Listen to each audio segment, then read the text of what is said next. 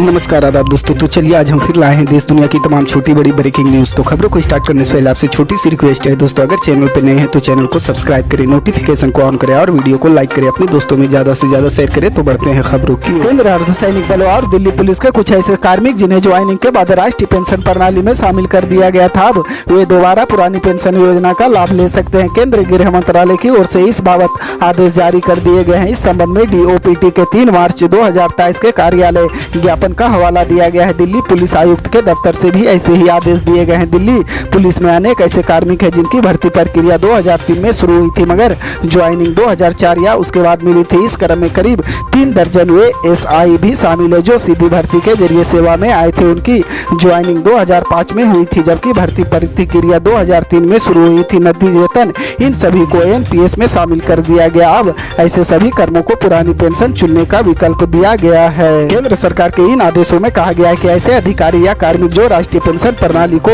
अधिसूचित किए जाने की तारीख यानी 22 दिसंबर 2003 से पहले विज्ञापन या अधिसूचित किए गए पदों के तहत केंद्र सरकार की सेवा में शामिल हुए हैं। राजस्थान के मुख्यमंत्री अशोक गहलोत ने मंगलवार को संजीवनी घोटाले को लेकर बड़ा बयान दिया। उन्होंने जोधपुर एयरपोर्ट पर मीडिया से बातचीत में कहा कि वे जेल जाने को भी तैयार हुए। संजीवनी क्रेडिट कोऑपरेटिव सोसाइटी घोटाले को लेकर बात कर रहे थे। उन्होंने कहा कि इस सोसाइटी में सब कुछ गजेंद्र सिंह शेखावत की चलती है, वही सब कुछ है। संजीवनी में इनके परिवार के लेन देन हुए। उन्होंने कहा कि मेरे खिलाफ उन्होंने मानहानि का केस कर दिया। मैं तो तैयार हूँ भुगतने के लिए, क्योंकि लाखों लोगों का अगर पैसा मिलता है तो कोई मुझे क्या फर्क पड़ेगा। सजा भुगतने से लाखों लोगों का भला होता है तो कोई फर्क नहीं पड़ता। केंद्रीय मंत्री गजेंद्र सिंह शेखावत ने CM गहलोत के खिलाफ 4 मार्च को मानहानि का मुकदमा दर्ज करवाया था। शेखावत ने अपने दावे में कहा था कि मुख्यमंत्री मीडिया और सार्वजनिक मंचों का इस्तेमाल करते हुए उनका चरित्र हनन कर रहे। इस मामले में केंद्रीय जल शक्ति मंत्री गजेंद्र सिंह शेखावत ने हाल ही नई दिल्ली स्थित राउज एवेन्यू कोर्ट में अपना बयान भी दर्ज करवाया है। दिल्ली के मुख्यमंत्री एवं आम आदमी पार्टी के राष्ट्रीय संयोजक अरविंद केजरीवाल ने मंगलवार को कहा कि पंजाब में आपराधिक गतिविधियों से निपटने के लिए कठोर कदम उठाने से राज्य सरकार नहीं डरती। उन्होंने यह टिप्पणी पंजाब पुलिस की ओर से अलगाववादी अमृतपाल सिंह व उनके संगठन वारिस पंजाब दे के सदस्यों के खिलाफ अभियान शुरू किए जाने के बाद आई। केजरीवाल ने कहा कि जब हम पंजाब में सत्ता में आए थे तब लोगों ने कहा था कि वे केवल शिक्षा, स्वास्थ्य और बिजली के क्षेत्र में कार्य कर सकते हैं। कानून व्यवस्था की स्थिति को संभालना कठिन होगा। हमें पुरानी सरकारों से विरासत में जो व्यवस्थाएं मिली है उससे प्रतीत होता है कि अपराधियों को राजनीतिक संरक्षण प्राप्त था, लेकिन हमारी सरकार ईमानदार है और हम ऐसे तत्वों के खिलाफ कठोर कार्रवाई करते हैं।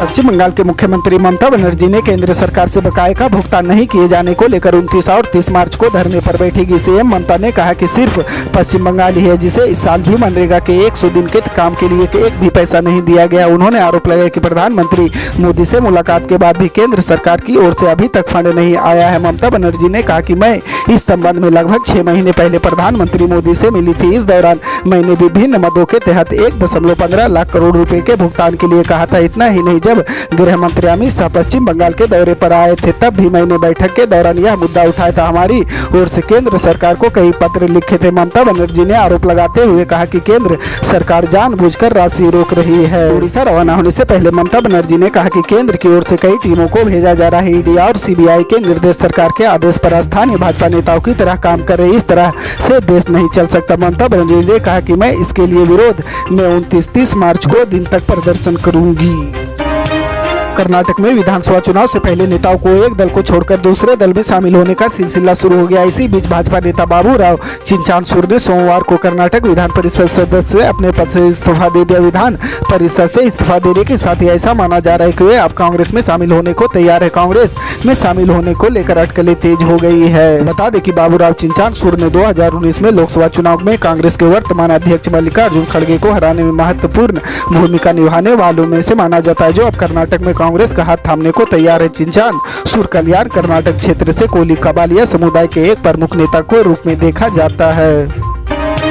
भगोड़े जाकिर नाइक के ऊपर भारत सरकार की ओर से लगातार शिकंजा कसता जा रहा है। इसी क्रम में भारत ने ओमान सरकार से कहा है कि वे जाकिर नाइक को देश का दौरा न करने दे। उसके खिलाफ मलेशिया सरकार के पास प्रत्यर्पण अनुरोध लंबित है। दरअसल ओमान में जाकिर नाइक के 2 कार्यक्रम 23 और 25 मार्च को आयोजित होने, इसको लेकर भारत ने ओमान सरकार से बात की है। सूत्रों के हवाले से यह भी कहा जा रहा है कि फिलहाल जाकिर नाइक ओमान में नहीं। कुछ साल पहले की बात है जब भारत में विवादित इस्लामिक उपदेश जाकिर नाइक पर कार्रवाई शुरू हुई तो उसने देश छोड़ दिया और विदेश में जाकर रहने रहने लगा। वह पहले ब्रिटेन गया, वहां पर उसके व्यवहार की वजह से सरकार ने उसके प्रवेश पर प्रतिबंध लगा दिया। तब जाकिर ने मलेशिया का रुख किया। उसने बीते 3 सालों से मलेशिया को अपना ठिकाना बना रखा है।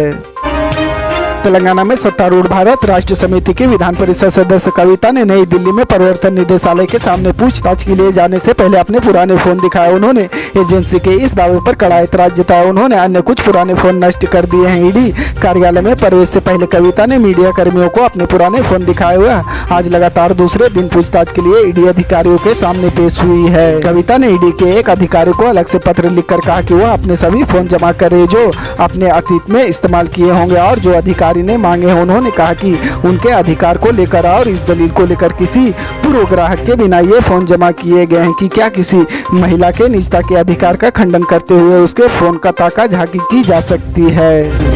पल पल की अपडेट जानने के लिए जुड़े रहे आप न्यूज के साथ। मिलते हैं अगली बड़ी खबर में।